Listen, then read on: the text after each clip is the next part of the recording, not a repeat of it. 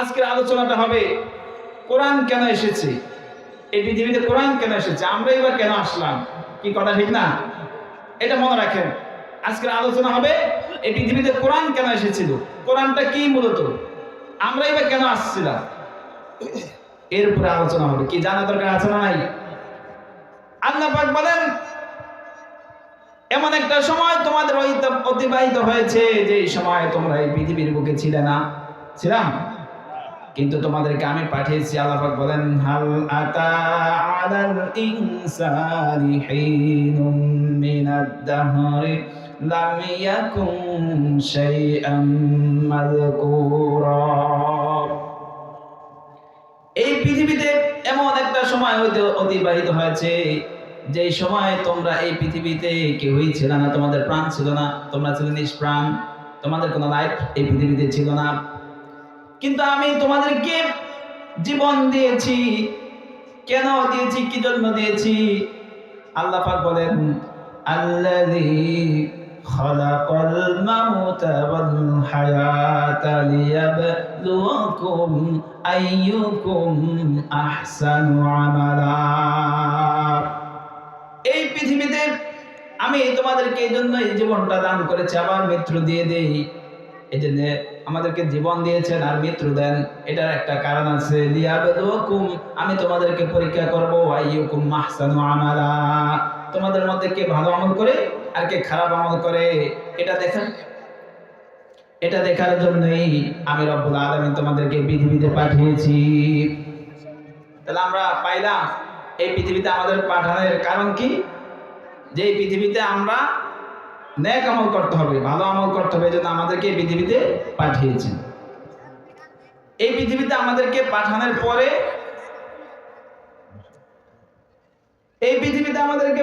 পরে আমরা কিভাবে এই পৃথিবীতে সুখে শান্তিতে বসবাস করব, কিভাবে নেক আমল করে পরকালীন জীবনে পাড়ি দিতে হবে, সেজন্য একটা মহাগ্রন্থ আল কোরআন, একটা সংবিধান আল্লাহ পাক আমাদের কাছে পাঠিয়েছেন। আসলে এই সংবিধানটা আমরা চিনি না, আজকে সংবিধানের পরিচয় দেওয়া হবে ইনশাআল্লাহ। কি সংবিধান আল্লাহ পাক আমাদেরকে দান করেছেন তার একটু পরিচয় দিয়ে এরপরে আমি আমার মূল আলোচনায় যাব। মানুষ কেন আল্লাহ পাক এই পৃথিবীতে পাঠিয়েছেন, আমরা কেন এই পৃথিবীতে এসেছি এবং কি জন্য আমরা আবার পরকালে চলে যাব, সেই কথা আমি পরে আসবো। কিন্তু আগে আমি কোরআন কেন আমাদের জন্য পাঠিয়েছেন, কি জন্য কোরআন এসেছে, কোরআন থেকে একটু জেনে নিব। কথা কোন ঠিক কিনা? কোরআন কোরআন অনেকে বলি, কিন্তু কোরআনটা কি জিনিস এটা অনেকে আমরা জানি না। আসুন কোরআনকে জিজ্ঞাসা করি, কোরআন তুমি এই পৃথিবীতে আসার পূর্বে কোথায় ছিলে এবং এই পৃথিবীতে কেন এসেছো, কি জন্য এসেছো, কি তোমার কাজ? এই প্রশ্ন আগে কোরআনকে করি, এরপরে আমাদের মূল আলোচনা আসতে হবে যে আমরা কেন আসছি, কি জন্য আসছি, এরপরে কি জন্য আমরা চলে যাব। কোরআনকে জিজ্ঞাসা করি, কোরআনের একটু পরিচয় দেই। কোরআনকে যদি জিজ্ঞাসা করা হয়, কোরআন তুমি এই পৃথিবীতে আসার পূর্বে তুমি কোথায় ছিলে, কোথায় তোমার বাড়ি? কোরআন তার ভাষায় জবাব দিয়ে বলেন, বাল হুয়া কুরআনুম মাজিদুম ফি লাওহিম মাহফুজ। কোরআন বলতেছে আমি অতি মর্যাদা সম্পন্ন একটা কিতাব, আর আমি ছিলাম লৌহে মাহফুজে। কোথায়? লৌহে মাহফুজে। কোরআনকে যদি জিজ্ঞাসা করা হয়, কোরআন বুঝলাম তুমি লৌহে মাহফুজে ছিলে, তোমাকে এই পৃথিবীতে কে পাঠিয়েছে? তুমি তো লৌহে মাহফুজে ছিলা, এটা কি জমিনে না উপরে? লৌহে মাহফুজে ছিলাম, সেখান থেকে তোমাকে কে পাঠিয়েছে? এই প্রশ্ন যদি কোরআনের কাছে করি, কোরআন তার ভাষায় জবাব দিয়ে বলে, তানজিলাম মিম্মান খালাকাল আরদা ওয়াস সামাওয়াতিল উলা। ওই আসমান আর জমিনকে যে আল্লাহ রাব্বুল আলামিন সৃষ্টি করেছে, ওই মহান রব্বুল আলামিন আমাকে এই জমিনে পাঠিয়েছে। সুবহানাল্লাহ। কোরআন তাহলে কে নাযিল করলো? আল্লাহ পাক রব্বুল আলামিন। কোরআনকে যদি জিজ্ঞাসা করা হয়, কোরআন বুঝলাম তোমাকে আল্লাহ পাক রব্বুল আলামিন এই জমিনে পাঠিয়েছে, তোমাকে কার উপরে নাযিল করেছে, তুমি কার কাছে প্রথমে এসেছো। কোরআন তার ভাষায় জবাব দিয়ে বলেন ওয়া আমানু বিমা নুজিলা আলা মুহাম্মাদিন ওয়া হুয়াল হাক্কু মির রাব্বিহিম। কোরআন বলতেছে ঈমান আনো সেই নবীর প্রতি, ঈমান আনো সেই কিতাবের প্রতি যা নবী মুহাম্মদ রাসূলুল্লাহ সাল্লাল্লাহু আলাইহি ওয়াসাল্লামের উপর অবতীর্ণ হয়েছে। কোরআন কার উপর অবতীর্ণ হয়েছে? মুহাম্মদ সাল্লাল্লাহু আলাইহি ওয়াসাল্লামের উপরে অবতীর্ণ হয়েছে। তো কোরআন বলতেছে আমি মুহাম্মদ সাল্লাল্লাহু আলাইহি ওয়াসাল্লামের উপরে অবতীর্ণ হয়েছি, নাজিল হয়েছি। কোরআন দেখেন তার ভাষায় জবাব দিয়ে প্রত্যেকটা কথার জবাব কোরআন দেয়। আমি এই কথাগুলো বলার উদ্দেশ্য হলো কোরআন কেন এই পৃথিবীতে এসেছে তাকের উপরে থাকার জন্য, আর মসজিদের বারান্দায় থাকার জন্য কোরআন এই পৃথিবীতে আসে নাই। কোরআনটা হচ্ছে আমাদের জন্য Islam is the complete code of life. কোরআন হচ্ছে মানুষের জন্য পরিপূর্ণ জীবন বিধান। সুবহানাল্লাহ। কোরআন হচ্ছে ব্যক্তি জীবন থেকে শুরু করে পারিবারিক জীবন, সামাজিক জীবন, রাষ্ট্রীয় জীবন, আন্তর্জাতিক জীবন পর্যন্ত সর্ব জায়গায় কোরআন চলার জন্য এই পৃথিবীতে এসেছেন। সুবহানাল্লাহ। সর্ব জায়গায় কোরআনের রাজ কায়েম হবে, এই জন্যই এই পৃথিবীতে কোরআন এসেছেন। কোরআনকে যদি জিজ্ঞাসা করো, কোরআন বললাম তুমি নবী মুহাম্মদ রাসূলুল্লাহ সাল্লাল্লাহু আলাইহি ওয়াসাল্লামের উপরে নাজিল হয়েছে, অবতীর্ণ হয়েছে। তুমি যখন এই পৃথিবীতে নাজিল হয়েছে সেটা কোন মাস ছিল? সেটা কি জানুয়ারি না ফেব্রুয়ারি না মুহররম, সফর, রবিউল আউয়াল, রবিউল সানি না রমজান? এটা যদি আমরা কোরআনের কাছে জিজ্ঞাসা করি, কোরআন বলবে শাহরু রমাদানাল্লাযী উনজিলা ফীহিল কুরআন। কোরআন বলতেছে আমি পবিত্র মাহে রমজানে নাজিল হয়েছি। সুবহানাল্লাহ। কোরআন নাজিল হয়েছে কোন মাসে? মাহে রমজান মাসে। কোরআনকে যদি জিজ্ঞাসা করা হয়, কোরআন বুঝলাম তুমি মাহে রমজান নাজিল হয়েছো, তুমি যখন নাজিল হয়েছো সেটা দিন ছিল না রাত ছিল? কোরআনকে যদি আমরা এই কথা জিজ্ঞাসা করি, কোরআন বলে ইন্না আনজালনাহু ফি লাইলাতিল কদর। নিশ্চয় আমি কোরআন শবে কদরের রজনীতে নাজিল হয়েছি। কোন রাতে? শবে কদরের রজনীতে কোরআন নাজিল হয়েছে। কোরআনকে যদি জিজ্ঞাসা করা, কোরআন বুঝলাম তুমি শবে কদরের রজনীতে নাজিল হয়েছো, ওই রজনীটা কি স্বাভাবিক রজনীর মতো একটা রজনী, অন্য রাতের মতো স্বাভাবিক রাত্র নাকি না তার কোনো ফজিলত আছে? কোরআন বলে না, আমি যেই রাতে অবতীর্ণ হয়েছি সেটা কোনো স্বাভাবিক রাতের মতো রাত নয়, সেই রাত্রটার মূল্য 1000 মাসের চাইতে উত্তম। লাইলাতুল কদরি খায়রুম মিন আলফি শাহর। কোরআন বলতেছে আমি যেই রাত্রে অবতীর্ণ হয়েছি, নাজিল হয়েছি, সেই রাত্রে যদি কেউ ইবাদত করে আল্লাহ পাক ওই বান্দার আমলনামায় 1000 মাস ইবাদত করার সওয়াব দান করেন। ওই রাত্রে আমি অবতীর্ণ হয়েছি, নাজিল হয়েছি। কোরআনকে যদি জিজ্ঞাসা করে, কোরআন বুঝলাম তুমি মাহে রমজানে সবে কদরের রজনীতে নাজিল হয়েছো, কিন্তু তুমি এই পৃথিবীতে কেন এসেছো, কি জন্য এসেছো আমাকে একটু বলো নাকি? আমাদেরকে একটু বলো কি জন্য এই পৃথিবীতে তুমি এসেছো? কোরআন তার ভাষায় জবাব দিয়ে বলে কিতাবুন আনজালনাহু ইলাইকা লিতুখরিজান নাসা মিনাল যুলুমাতি ইলান নূর। সুবহানাল্লাহ। কোরআন বলতেছে আমি এই পৃথিবীতে এই জন্যই এসেছি, অন্ধকারাচ্ছন্ন মানুষগুলাকে, বর্বর মানুষগুলাকে অন্ধকারাচ্ছন্ন যুগ থেকে, বর্বরতার যুগ থেকে, জাহিলিয়াত থেকে, অন্ধকারাচ্ছন্ন যুগ থেকে মানুষকে আলোর দিকে নিয়ে আসার জন্য আমি কোরআন এই পৃথিবীতে নাজিল করে অবতীর্ণ হয়েছি। এই কোরআন পৃথিবীতে কেন এসেছে? বর্বর মানুষগুলাকে ভালো মানুষে পরিণত করার জন্য, জাহান্নামী মানুষদেরকে জান্নাতি মানুষে পরিণত করার জন্য এই কোরআন পৃথিবীতে এসেছে। কথা কোন ঠিক কিনা? কোরআন নাজিল হওয়ার পূর্বে 500 বছরের অধিক এই পৃথিবীতে কোনো নবী রাসূল ছিল না। ঈসা নবী থেকে শুরু করে আমাদের নবী পর্যন্ত, ঈসা নবীর পরে আমাদের নবী আসার মধ্যে প্রায় 500-600 বছর গ্যাপ গেছে। কত বছর? 500-600 বছরের ভিতরে নবী ছিল না। এর মধ্যে মানুষগুলা এমন বর্বর হয়েছে, জাহিল হয়েছে, যে মানুষগুলা একটা ওই পানি খাওয়া নিয়া তারপরে যে যুদ্ধ লাগতো, আপনার মানে একটা গরু অন্যজনের পুষ্করিণীতে পানি খাইছে, এটা নিয়ে ঝগড়া করা লাগে। এইটা নিয়ে ঝগড়া করে মাসের পর মাস, বছরের পর বছর ঝগড়া লেগে থাকতো, পিটাপিটি মারামারি করতো এবং জীবন্ত কন্যা সন্তানদেরকে কবর দিত, মেরে ফেলা হতো। এরকম অনেক অপরাধের মধ্যে তারা পিটাপিটি মারামারি রাহাজানের ভিতরে তারা লিপ্ত ছিল। এত বর্বর মানুষগুলা ছিল যে এই যুগটার নাম দেওয়া হয়েছে আইয়ামে জাহিলিয়া, অন্ধকারাচ্ছন্ন যুগ, বর্বরতার যুগ। এই যুগে কোরআন নাজিল হওয়ার কারণে দেখেন ওই যুগের মানুষগুলা কত খারাপ ছিল। নবীদেরকে মারা ফেলতো, কি করতো? নবীদেরকে পর্যন্ত হত্যা করে ফেলতো। কত খারাপ মানুষ ছিল। কোরআন নাজিল হওয়ার পূর্বের মানুষগুলা কিরকম ছিল দেখেন। হযরতে ওমর রাদিয়াল্লাহু তাআলা আনহু তিনি মুহাম্মাদের গর্দান আনতে যায় 100 উটের বিনিময়ে। কত? মুহাম্মাদের গর্দান আনতে যায়, একজন নবীকে মেরে ফেলবে, হত্যা করবে। কত বড় খারাপ লোক ছিল, কথা কোন ঠিক কিনা? এই কোরআন ওই খারাপ মানুষগুলাকে এমন ভাবে পরিবর্তন করেছে, এই কোরআনের বদৌলতে ওই মানুষগুলা দুনিয়ার বাদশা হয়ে গেছে আর জান্নাতের সার্টিফিকেট নিয়ে কবরে চলে গেছে। কোন সুবহানাল্লাহ।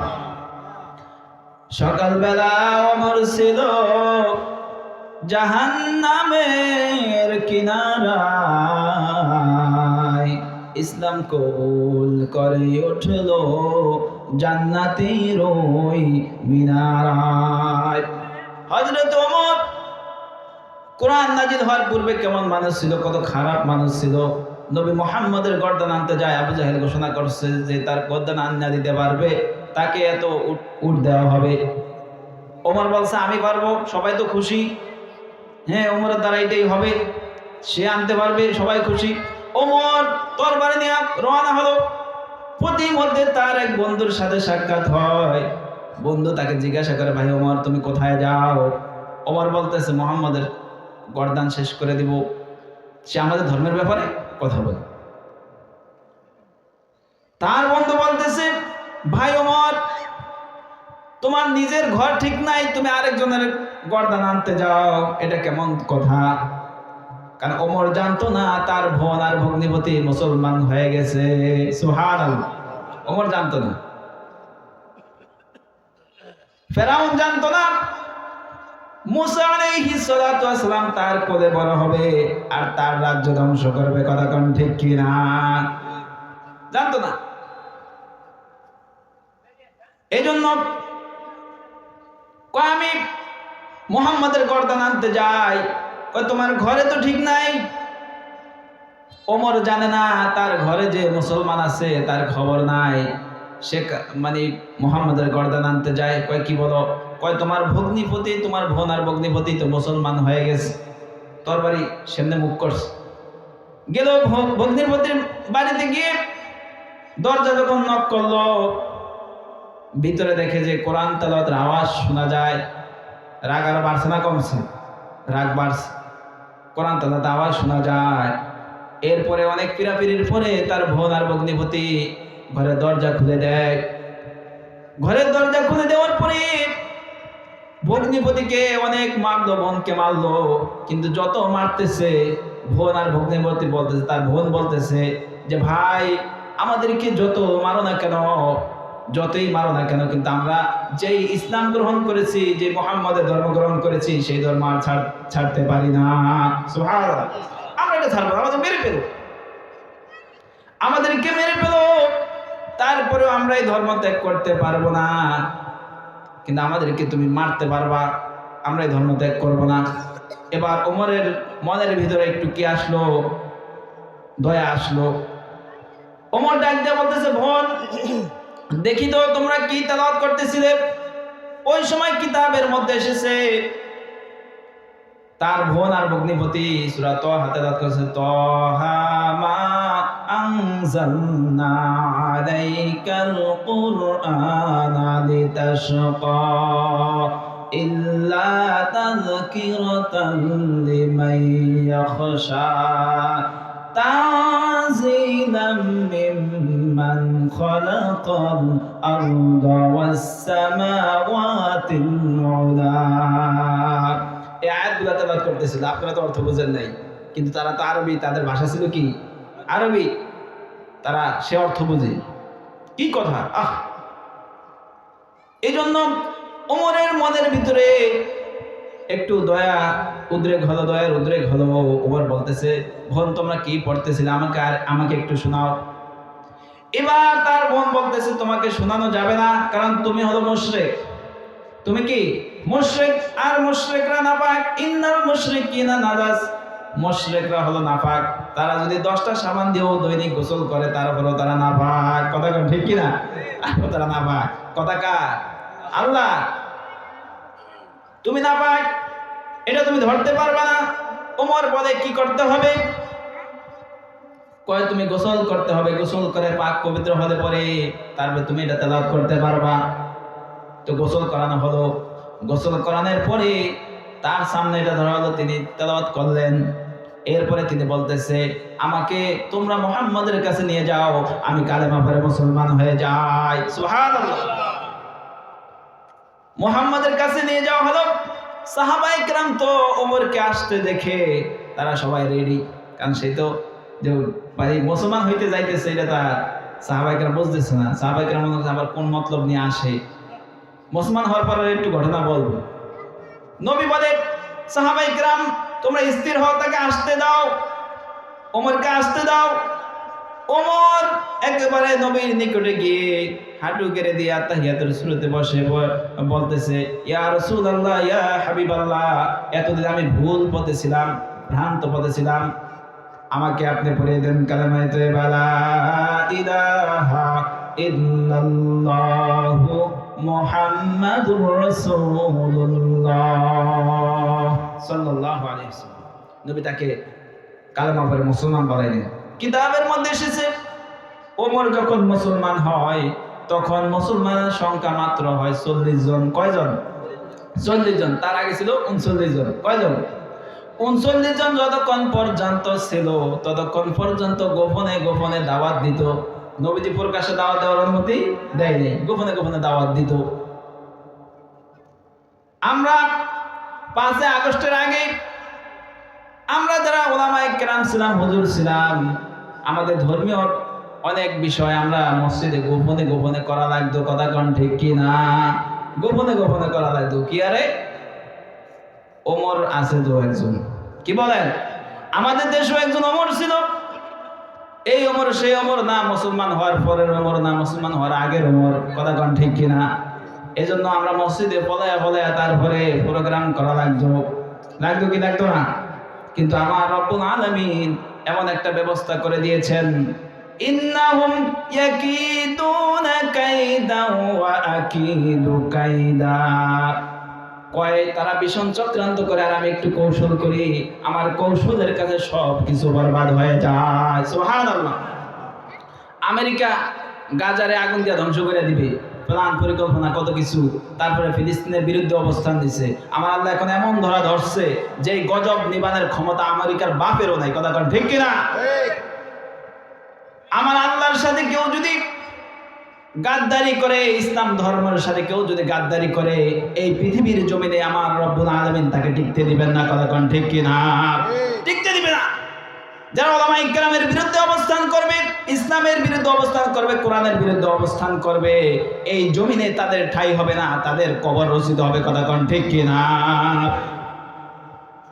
ওলামায়ে কেরামের পক্ষে যারা থাকবে তাদের এই জমিনে বসবাস করার অধিকার আছে। কোরআনের পক্ষে যারা থাকবে তাদের কেবলমাত্র এই পৃথিবীর বুকে, জমিনের বুকে বসবাস করার অধিকার আছে। কোরআনের বিরুদ্ধে যারা অবস্থান করবে তাদের বিরুদ্ধে আমরা লড়তে হবে। কথা কোন ঠিক কিনা? পৃথিবীর শুরু লগ্ন থেকে অদ্য পর্যন্ত কোনো বাতিল মাথা চারা দিয়ে উঠতে পেরেছে, কিন্তু টিকে থাকতে পারে নাই। কথা কোন ঠিক কিনা? আবু জাহেল আমার নবীর বিরুদ্ধে অনেক ষড়যন্ত্র, অনেক কিছু করেছে, অনেক কষ্ট দিয়েছে, কিন্তু আমার আল্লাহ কি করেছে? তাকে বদরের ময়দানে ছোট্ট মুআওয়াজ, 2টা বাচ্চা, তাদেরকে নবী দিবে না? এদেরকে দিয়ে তো কোনো কাজ হবে না, যুদ্ধের ময়দান হবে। বড় বড় মানুষের সামনে এরা কি করবে? কয় না হুজুর আমরা যাব।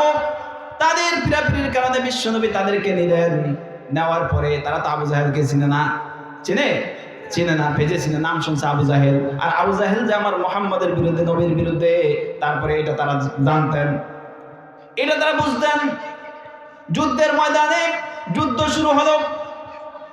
মুআজ এবং মুআওয়াজ, আব্দুর রহমান ইবনে আউফ, জান্নাতি 10 জন মানুষের একজন, জান্নাতি একজন মানুষ, বড় একজন সাহাবী।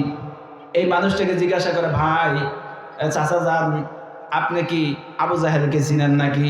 কি কয়? আবু জাহেলকে চিনেন? কয় তোমরা আবু জাহেলের দিয়ে কি করবা? তোমরা তো ছোট মানুষ।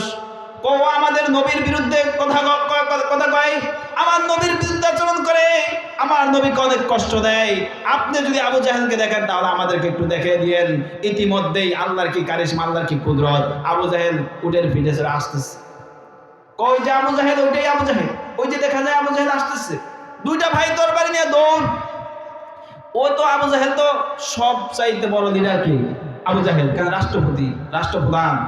তিনের উপরে আর কোনো লিডার ছিল না ওই সময়। আবু জাহেল প্রধানমন্ত্রী। আবু জাহেল তো ওই দুইটা বাচ্চাকে কল্পনাই করে নাই, আমলেই নেয় নাই। দুইটা বাচ্চা তরবারি নিয়ে, একটা বাচ্চা উটের পাও পাশে কোপ মারলেন। এই কোপ মারার পরে যখন উনি নিচু হয়ে গেলেন, আর একটা বাচ্চা তার গর্দান পাশে কোপ দিলে। কোন সুবহানাল্লাহ। এমন বড় আবু জাহেলের এত প্রভাব প্রতিপত্তি, কিন্তু আল্লাহ পাক রব্বুল আলামিন বড় কোন নেতা দিয়া, আবু বকরের মতো সাহাবায়ে কেরাম দিয়া, আব্দুর রহমান ইবনে আউফ, ওসমান আলীর মতো বীর দিয়া আল্লাহ পাক তাকে ধ্বংস করেন নাই। ছোট দুইটা বাচ্চা দিয়ে আল্লাহ পাক তাকে শায়েস্তা করেছেন, সে যাতে কাফেররা যাতে বুঝতে পারে যে আল্লাহর ধরা মারাত্মক। কি কথা কন ঠিক কিনা? এরপরে তার গর্দান উড়িয়ে দিল ওই ছোট দুইটা বাচ্চা। এই জন্য যারা ইসলামের বিরুদ্ধে, ফেরাউন বহু সন্তানকে মেরে ফেলেছে, মূসাকে দুনিয়াতে আসতে দিবে না, মূসা যাতে না আসতে পারে, কারণ মূসা যদি আসে তারপরে তার রাজ্য ধ্বংস হয়ে যাবে। এই কথা শুনে মূসাকে আসতে দিবে না। কিন্তু আমার আল্লাহ কয়, ওয়াকিদু কাইদা, তোরা চক্রান্ত করবে আর আমি শুধু কৌশল করব।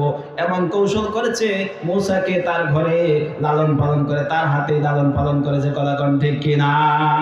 আল্লাহ পারে কি পারে না?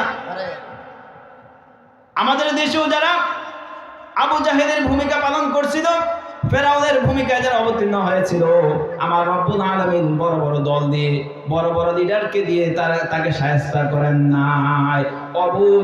অবুজ বাচ্চারা, তারপরে যারা এখনো রাজনীতি বোঝে না, রাজা বোঝে না, এদের আন্দোলন দিয়ে আল্লাহ পাক তাকে দেশ ছাড়া করছে। কথা কোন ঠিক কিনা? কে পারে? আল্লাহকে পারে কি পারে না?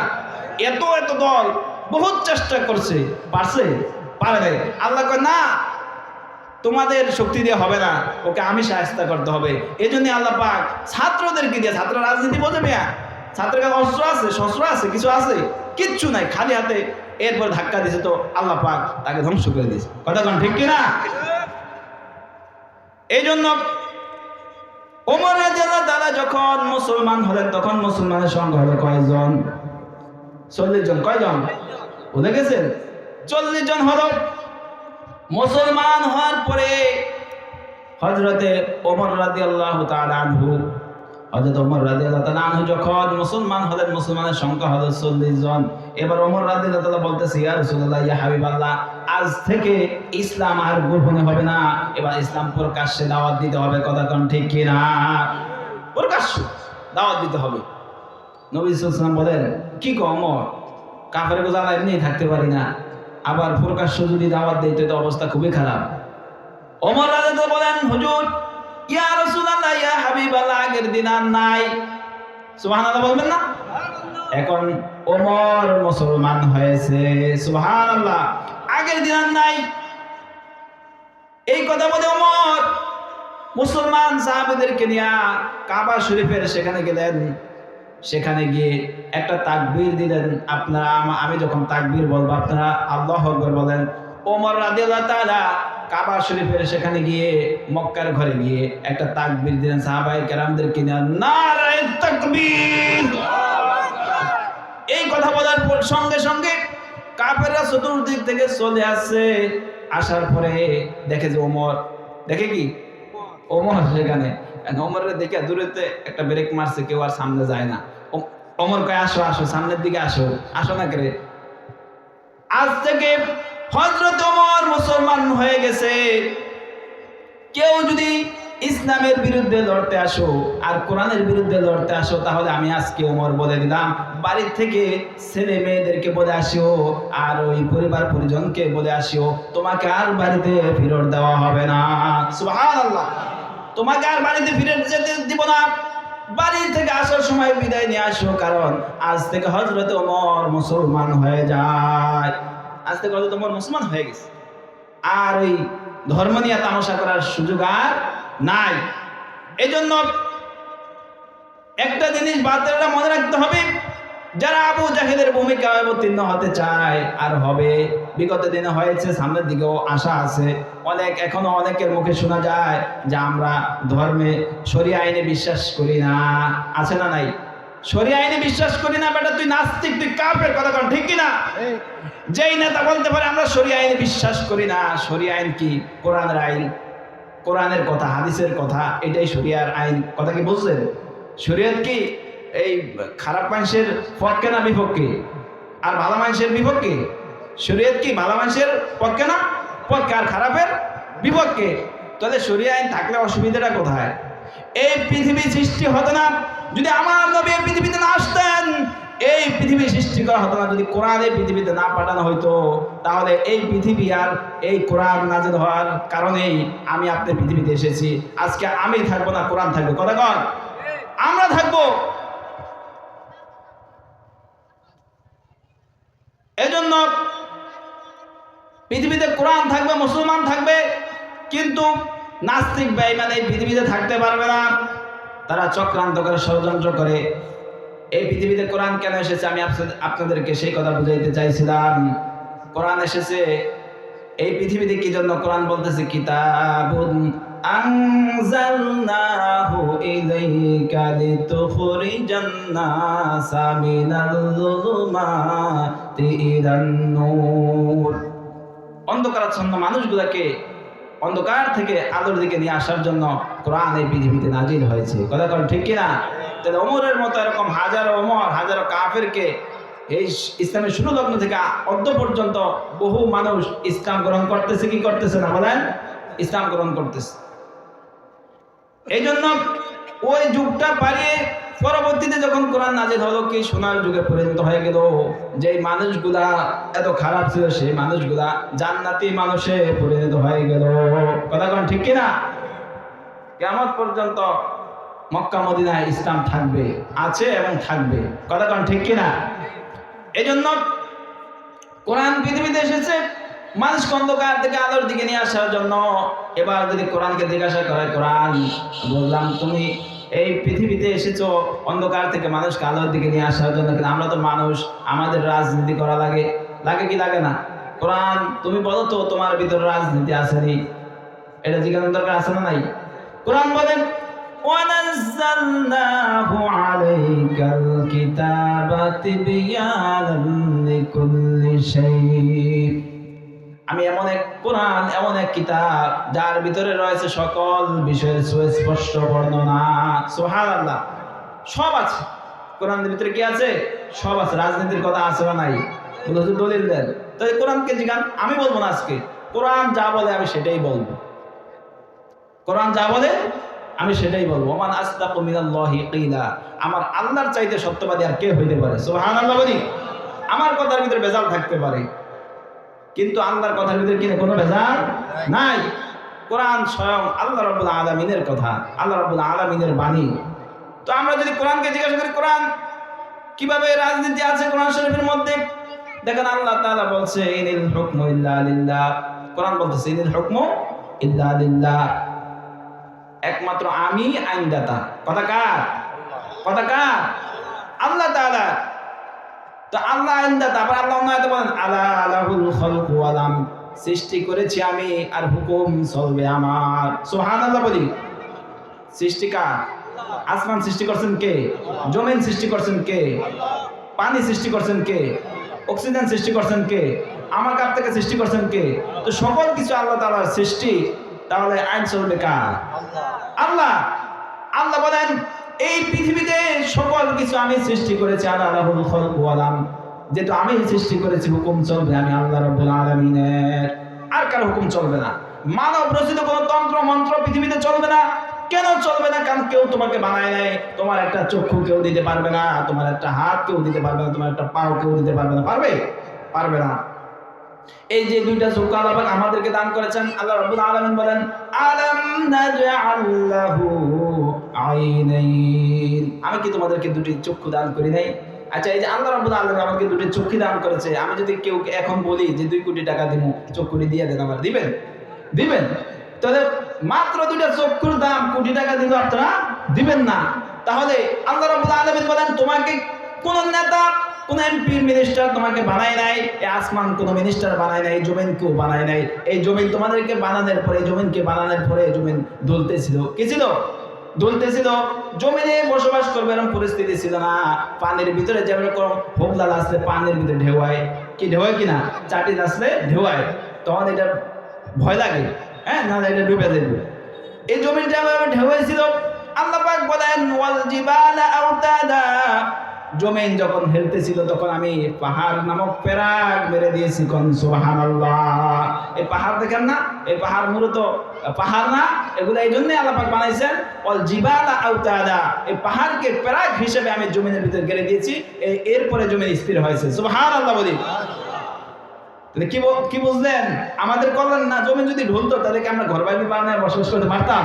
পারতাম না। তা আল্লাহ কি বলেন, জমিনটা ধরতেছিল, এই জমিন আছে পানির উপরে, এই জন্যই জমিন ধরতেছিল, আর আমি পাহাড় নামক এই প্যারাক মেরে দেওয়ার কারণে জমিন স্থির হয়েছে, আজকে তোমরা বসবাস করতে পারো। এটা আমার বলতে চাইছিলাম। আল্লাহ পাক বলেন আলা লাহুল খালকু ওয়াল আমর, সৃষ্টি করছি আমি, হুকুম চলবে আমার না প্রধানমন্ত্রী। কার হুকুম? প্রধানমন্ত্রী কার? তাকে কে বানাইছে? হ্যাঁ, তাকেও আল্লাহ রাব্বুল আলামিন বানাইছে। তার কিসের আবার হুকুম? আমাদের সকলকে যিনি বানাইছে, হুকুম চলবে তার। সুবহানাল্লাহ বলি। তাহলে আল্লাহ পাক বললেন যে হুকুম চলবে আমার। আচ্ছা, আমাদের বাংলাদেশের সংবিধান কি, এটা কি আল্লাহ তাআলার মনোনীত সংবিধান না আমাদের মানুষের মনোনীত সংবিধান? হ্যাঁ, মানুষের মনোনীত সংবিধান। এটা মানুষ, আপনার ভালো লাগছে এই যে এটা আজকে নামাজ পড়তে পারবা না, হেরা এটা আইন করে দিয়েছে যে না নামাজ পড়তে দিব না। কথা বোঝেন নাই? এই মেয়েরা বোরকা কাট দিয়া স্কুলে যাইবো না, হেরা ওইটার ভিতরে লিখে রাখছে যে না মেয়েরা বোরকা কাট দিয়া এই স্কুলে যাইতে পারবো না, এই মেয়েরা ল্যাংড়াই স্কুলে যাইবো। কথা বোঝেন নাই? এরকম তারা, এটা তাদের মন যে মেসাইছে ওইভাবে আইন করছে, কিন্তু এটা তো আল্লাহ তাআলার মনের মতো আইন হয় নাই। হয়েছে? আল্লাহ তাআলার আইনে রাষ্ট্র চলতে হবে। ব্যক্তি জীবন থেকে শুরু করে রাষ্ট্রীয় জীবন পর্যন্ত Islam is the complete code of life. ইসলাম হচ্ছে পরিপূর্ণ জীবন বিধান। সুবহানাল্লাহ বলি। এই জন্য রাজনীতির কথা পাইছি না পাই নাই, যেহেতু আল্লাহ বলছে ইনিল হুকমু ইল্লা লিল্লাহ, একমাত্র আমি আইনদাতা। তাহলে সংসদে যদি আইন হইতো, যদি ইসলাম সংসদে থাকতো, তাহলে সংসদে আইন হইতো কি, আজান দিছে সব বন্ধ। কি কথা ঠিক কিনা? সব বন্ধ, সবাই মসজিদে যাইতে হইবে, নামাজ পড়ে। নামাজের পরে আবার দেখেন কোরআন কি বলছে, আজান দিছে মসজিদে যাইতে হবে। এই কথা যেমন কোরআন শরীফে আছে, নামাজের পরে আবার জমিনে ছড়িয়ে পড়ো, সেই কথা কোরআন শরীফে আছে। সুবহানাল্লাহ বলি। فَإِذَا قُضِيَتِ الصَّلَاةُ فَانْتَشِرُوا فِي الْأَرْضِ। সুবহানাল্লাহ। আল্লাহ পাক বলেন যখন ফরজ নামাজ সমাপ্ত হয়ে যাবে তোমরা আবার জমিনে ছড়িয়ে পড়ো, আল্লাহ তাআলা অনুগ্রহ তালাশ করো। সুবহানাল্লাহ। তাহলে আল্লাহ কি আমাদেরকে ধরে রাখছেন? মসজিদে বসে থাকতে বলছে? বলে নাই, তোমাদের নামাজ শেষ আবার তুমি। কিন্তু এখন কি সেই কথা সেই সংবিধানে লেখা আছে যে আজানের সাথে সাথে দোকানপাট বন্ধ করতে হবে? লেখা আছে? নাই। তোমার মনে যেটা চাই ওইভাবে চলো, এটা সংবিধানে লেখা আছে। এই জন্য এই সংবিধান আমরা মানতে পারি না। কি বলেন? মানতে পারি না। মানব রচিত কোনো সংবিধান আমরা মানতে পারি না। একটাই সংবিধান, সেটা হচ্ছে আল কোরআন। সুবহানাল্লাহ বলি। আল কোরআন সমস্ত মুমিনের জন্য কল্যাণকর। সমস্ত মুমিনের জন্য যদি কোরআনী আইন হয়ে যায় তাহলে আমরা সকলেই নিরাপদে থাকবো। আজকে দৈনিক হাজার হাজার মানুষ মারা যায়, নির্বিচারে মারা যায়। আজকে আমরা রাস্তা দিয়ে যাই, রাত্রে চলাফেরা করি, আমাদের কোনো নিরাপত্তা নাই। কিন্তু ইসলাম যদি ক্ষমতায় আসে, আমরা এই কোরআনের রাজ যদি কায়েম করতে পারি, সমস্ত মানুষ নিরাপদ। সুবহানাল্লাহ বলি। কোরআনকে যদি জিজ্ঞাসা করে, কোরআন বুঝলাম তোমার ভিতরে রাজনীতি আছে, সব কিছু বুঝলাম, কিন্তু আমরা যদি এই রাজনীতি থেকে শুরু করে সব পর্যায়ে যদি তোমাকে আমরা মানি, তাহলে আমাদের ফায়দাটা কি হবে? কি এখন রাজনীতি আমাদের ভালো লাগে না, ধরে এটা আমরা মানলাম না, এটা আরেকজনের মন মতো মানলাম, এটা হবে না। ইসলামে এটা করার কোনো কি নাই, সুযোগ নাই।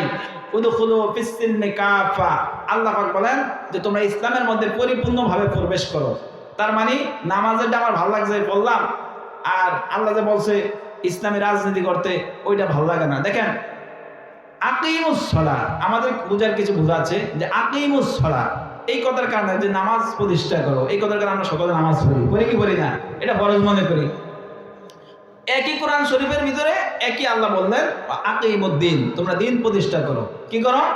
দিন প্রতিষ্ঠা করো। তাইলে দুটোটা কি ফরজ কি ফরজ না? ওইটা যেমন ফরজ এটাও তেমন ফরজ। আকিমুস সালাহ বলছেন কতবার? 82 বার কোরআন শরীফের মধ্যে। আকিমুদ্দিন, দিন প্রতিষ্ঠা করা, এই কথাটা 450 বেশি কোরআন শরীফ বলা আছে। গুরুত্ব কোনটার বেশি? দিন কায়েমের কথা বেশি আছে কোরআন শরীফের মধ্যে। তাহলে আমরা সবটাই মানতে হবে। যদি মানতে পারি তাহলে কোরআন বলতেছে, আমরা যদি কোরআনকে জিজ্ঞাসা করি, কোরআন যদি তোমাকে আমরা ব্যক্তি জীবন থেকে শুরু করে রাষ্ট্রীয় জীবন পর্যন্ত যদি আমরা মানি, তাহলে আমাদের ফায়দাটা কি হবে? কোরআন বলে আলা ইন্না আউলিয়া আল্লাহি লা খাউফুন আলাইহিম ওয়ালা হুম ইয়াহজানুন। তোমরা যদি আমাকে মানো, ব্যক্তিতে মানো, সমাজে মানো, রাষ্ট্রে মানো, যদি আমাকে সর্বস্তরে মানতে পারো, তাহলে লা খাউফুন, তোমাদের কোনো ভয় নাই, ওয়ালা হুম ইয়াহজানুন, তোমাদের কারো কোনো চিন্তা নাই। চিন্তা নাই দুনিয়াতেও নাই, আখিরাতেও নাই। কারণ আখিরাতে আল্লাহ পাক ডাক দিয়া বলবেন, হে আমার নেককার বান্দারা, সলিহিন বান্দারা, তোমরা আমার জান্নাতে চলে যাও। আল্লাহ পাক হাসরের মধ্যে নেককার বান্দাদের স্থান কোথায় রাখবেন? জান্নাতের মধ্যে। কোথায়? জান্নাতে। সম্মানিত উপস্থিতি, এই জন্য বলতে চাইছিলাম, তাহলে আমরা কোরআনের কিছু, কোরআন কেন এই পৃথিবীতে এসেছে তার কিছু পরিচয় আমরা পেয়েছি। এবার আসুন আমরা কেন আমরা এই পৃথিবীতে আসলাম, আমাদের একটু পরিচয় আমরা জানি। এই পৃথিবীতে আমরা এক সময় ছিলাম না। আল্লাহ পাক বলেন, তোমরা কেমনে আমার নাফরমানি করো? কাইফা তাকফুরুনা বিল্লাহি ওয়া কুনতুম আমওয়াতা ওয়া কুনতুম আমওয়াতান ফাআহইয়াকুম সুম্মা ইউমীতুকুম সুম্মা ইউহয়ীকুম সুম্মা ইলাইহি তুরজাউন। আল্লাহ পাক রব্বুল আলামিন বলেন, কাইফা তাকফুরুনা বিল্লাহি, তোমরা কেমনে আমার নাফরমানি করো? ওয়া কুনতুম আমওয়াতান, অথচ তোমরা ছিলে মৃত। আমরা কি ছিলাম? মৃত ছিলাম। সকলে আমরা মৃত ছিলাম। ছিলাম কি ছিলাম না? ফাহইয়াকুম, আমি তোমাদেরকে জীবন দান করলাম, আমি তোমাদেরকে জীবন দান করলাম। সুম্মা ইউমীতুকুম, এরপরে সুম্মা ইউমীতুকুম, এরপর আবার আমি তোমাদেরকে মৃত্যু দিব। এক সময় আমরা কি ছিলাম? সবাই মৃত ছিলাম, আবার আমাদেরকে জীবন দান করেছেন কে? আল্লাহ পাক। এরপরে আবার সুম্মা ইউমীতুকুম, অতঃপর আবার আমি তোমাদেরকে মৃত্যু দিব। দিব কি দিব না? মৃত্যু দিব। মৃত্যু দিয়ে ক্ষান্ত না। সুম্মা ইউহয়ীকুম, এরপর আবার আমি তোমাদেরকে কবর জগতে জীবিত করব। অনেকে মনে মনে এটা ভাবছে যে যাক, মরার পরে যাওয়া একটা হইবি, কথা না, দুনিয়াতে যা করা দরকার করে দিই। যে আল্লাহ পাক রব্বুল আলামিন আমাদেরকে এক ফোঁটা নাপাক পানি থেকে বানিয়ে এই পৃথিবীতে পাঠাইতে পারে, সেই আল্লাহ পাক রব্বুল আলামিন আমাদেরকে কবর জগতে জীবিত করতে পারবেন কি পারবেন না? আল্লাহ পাক রব্বুল আলামিন বলেন, সুম্মা ইউহয়ীকুম, অতঃপর আবার তোমাদেরকে আমি জীবিত করব। জীবিত করে তোমাদের প্রত্যেকটা কাজের হিসাব আমার কাছে দিতে হবে। সুম্মা লাতুসআলুন্না ইয়াওমাইযিন আনিন নাঈম, সমস্ত নিয়ামতের হিসাব আমি রব্বুল আলামিনের দরবারে দিতে হবে। এরপরে তোমাদেরকে আবার আমি জীবিত করব। তাহলে এক সময় আল্লাহ পাক বলেন, তোমরা মৃত ছিলে, আমি তোমাদেরকে জীবন দান করলাম, এরপর আবার তোমাদেরকে আমি মৃত্যু দেব, আবার তোমাদেরকে আমি জীবিত করব কবর জগতে। তাহলে এই পৃথিবীতে আমরা কেন আসলাম? আল্লাহ পাক রব্বুল আলামিন বলেন, ওয়া মা খালাকতুল জিন্না ওয়াল ইনসা ইল্লা লিয়াবুদুন। এই পৃথিবীতে জিন এবং মানুষ আমি এই জন্যই সৃষ্টি করেছি, তাদেরকে আমার ইবাদত করার জন্য। জিন এবং মানুষ জাতি কেন সৃষ্টি করা হয়েছে? কার ইবাদত? আল্লাহর ইবাদত করে। ইল্লা লিয়াবুদুন, একমাত্র কেবলমাত্র শুধুমাত্র আল্লাহ পাক রব্বুল আলামিনের ইবাদত করার জন্য মানুষ আর জিন জাতিকে সৃষ্টি করা হয়েছে। তাহলে এই প্রশ্ন আসতে পারে অন্যান্য মাখলুকাতকে কেন সৃষ্টি করা হয়েছে? প্রশ্ন আছে না নাই? আছে। আল্লাহ পাক রব্বুল আলামিন জবাব দেন, وَخَلَقَ لَكُم مَّا فِي الْأَرْضِ جَمِيعًا। জিন এবং মানুষ ব্যতীত যত মাখলুকাত আছে সব কিছু আমি সৃষ্টি করেছি মানুষের কল্যাণের জন্য। সুবহানাল্লাহ। মানুষের খেদমত করার জন্য, সেবা করার জন্য। করে কি করে না বলেন তো? গাছ আমাদের সেবা দেয় কি দেয় না? পানি আমাদের সেবা দেয় কি দেয় না? তারপরে জমিন আমাদেরকে সেবা দেয় কি দেয় না? আমাদেরকে যে যত মাখলুকাত আছে ইচ্ছায় হোক অনিচ্ছায় হোক আমাদেরকে সেবা দিচ্ছে, দেয় কি দেয় না? সমস্ত মাখলুকাত আমাদের সেবার জন্য, খেদমত করার জন্য সৃষ্টি করেছে। আর সমস্ত মাখলুকাত ইচ্ছায় হোক অনিচ্ছায় হোক আমাদের সেবায় নিয়োজিত আছে। আছে না নাই? অক্সিজেন যদি আল্লাহ পাক বন্ধ করে দেন আমরা বাঁচতে পারবো? কেউ বাঁচতে পারবো না। এই জন্য সমস্ত মাখলুকাত আল্লাহ পাক আমাদের সেবা করার জন্য সৃষ্টি করেছে না, তারা সেবা করতেছে। আর একমাত্র মানুষ আল্লাহ পাকের ইবাদত করে না। কথা কোন ঠিক কি না? এই জন্য আল্লাহ পাক বলেন, আলহাকুমুত তাকাসুর হাত্তা যুরতুমুল মাকাবির। তোমরা দুনিয়ার লোভ লালসার মধ্যে মত্ত হয়ে আছো, আর ততক্ষণ পর্যন্ত তোমরা দুনিয়ার লোভ লালসার মধ্যে মত্ত হয়ে থাকো যতক্ষণ না তোমরা কবরে পৌঁছে যাও।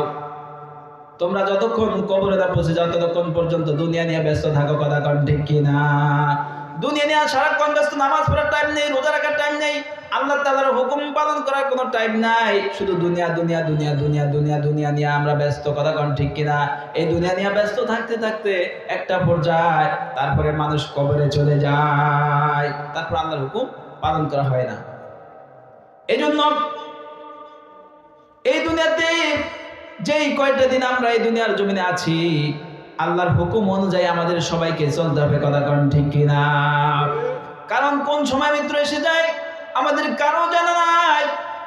বিশ্বনবী জনাব মুহাম্মদ রাসূলুল্লাহ সাল্লাল্লাহু আলাইহি ওয়াসাল্লাম হযরত আলী রাদিয়াল্লাহু তাআলা আনহুকে লক্ষ্য করে বলেন, হে আলী, তুমি মৃত্যুকে কত দূরে মনে করো রে আলী? আলী রাদিয়াল্লাহু তাআলা আনহু বলেন, ইয়া রাসূলুল্লাহ, ইয়া হাবিবাল্লাহ, উদাহরণ যখন আমি জোহরের নামাজে রুজু করি তখন আমি এই ধ্যান করি যে আমি আর আসর পর্যন্ত হায়াত পাবো না, এটাই আমার জীবনের শেষ উজু, এটাই আমার জীবনের শেষ নামাজ। বিশ্বনবী জনাবে মুহাম্মদ রাসূলুল্লাহ সাল্লাল্লাহু আলাইহি ওয়াসাল্লাম আলী রাদিয়াল্লাহু তাআলাকে লক্ষ্য করে বলেন, হে আলী, তুমি তো ভুল করছো রে আলী, মৃত্যু তো এত দূরে না। নামাজের মধ্যে সালাম ডান দিকে ফিরাইছো, বাম দিকে ফিরাবার সুযোগ পাও কিনা? মৃত্যু এত নিকটে। মৃত্যুর ভয়ে যেথায় পালাও মৃত্যু তোমায় লইবে ঘিরি, যদিও সুদূর আকাশ পানে পালাও সেথায় লাগায়া সিঁড়ি। মৃত্যুর ভয়ে যদি আমরা পালায়ন করি মৃত্যু থেকে আমরা কেউই বাঁচতে পারবো না। এজন্য সময় থাকতে মহান রব্বুল আলামিনের ইবাদত করতে হবে। কথা কোন ঠিক কিনা? সময় গেলে মাবুদের নাম ডাকিবি কবে, সময় গেলে। যুবক একদিন যৌবন পুরাবে, কাফন ধরবে, একদিন যৌবন পুরাবে, কাফন ধরবে, এই সাদের অঙ্গে তেরে সময় গেলে। মাবুদের নাম ডাকিবি কবে, সময় গেলে। নাম ডাকিছিলেন মূসা কালীম,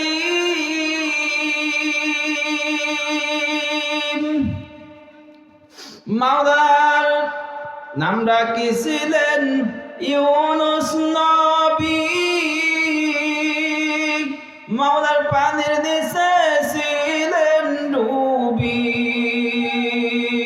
ওর মাছের পেটে থাইকাও নবী, ওর মাছের পেটে থাইকাও নবী।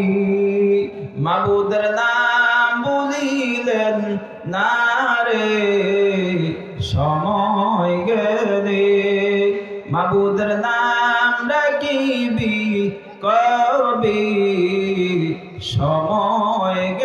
গেলে।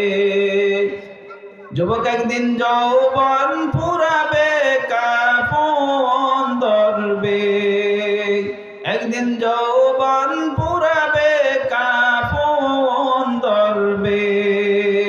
এই সাদের অঙ্গে তেরে সময় গেলে, মাবুদের নাম রাখিবি কবি সময় গেলে।